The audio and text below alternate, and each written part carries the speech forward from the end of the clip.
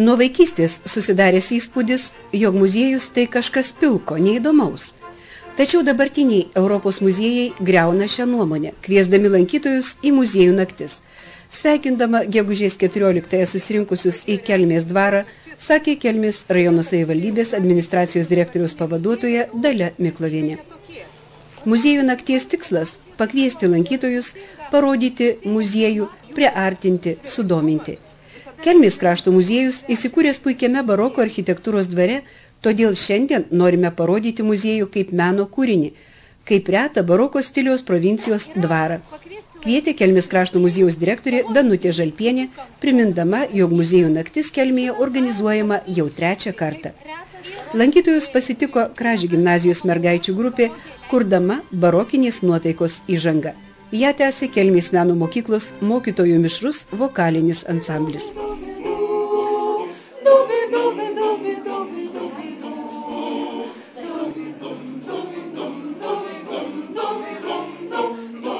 Baroko muziką muziejaus lankytojams dovanojo Kelmės meno mokyklos pučiamųjų ansamblis, vadovaujamas Sauliaus Jankeliūno, akordeonistai, vadovaujami meno mokyklos mokytojos Vaivos Bukantienės, derėjo baroko vakare ir kanklių, ir smuiko muzika, o labiausiai baroko šokis.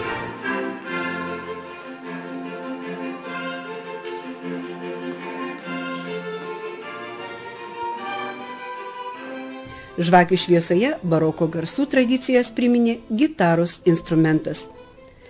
Nors ir lyjant lietui muziejų naktis sukvietė nemažą būrį šio renginio lankytojų. Dvaro vartuose veikė fotografijos paroda Baroko architektūra Kelmės krašte. Dvarų Rūsyje Šiaulių universiteto menų fakulteto studentai, vadovaujami Kornelijaus Užuoto, parengė Dvarų Rūsio vizualizacijos projektą. Savys slepiuosi ir atsiskyrusios stebiu savosios sielos sceną. Apžvelgiu tuščią būties teatrą.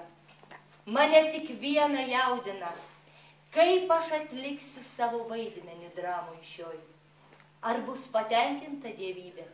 Ar pasitiks jį karštais plojimais? Muziejų nakties dalyvius į Dvaro rūmų salę sukvietė koncertas, kuriame skambėjo aktorės Dalios Tirbytės skaitomos Motiejaus Kazimiero Sarbievijaus eilės ir Klaipėdos jaunimo centro vaikų senosios muzikos ir šokio ansamblio Dolce Muzika bei dainos studijos Keberiokšt programa. Muziejų naktys tampa prasminga tradicija Lietuvoje. Šiemet įvyko net 30 šalies muziejų, skatinant humaniškumą, bendražmogiškąsias vertybės, priartinant muziejus visuomeniai patraukliu naujų bendravimų. Neabejotina, jog muziejų naktis jau laukiama ir reikalinga Kelmės žmonėms.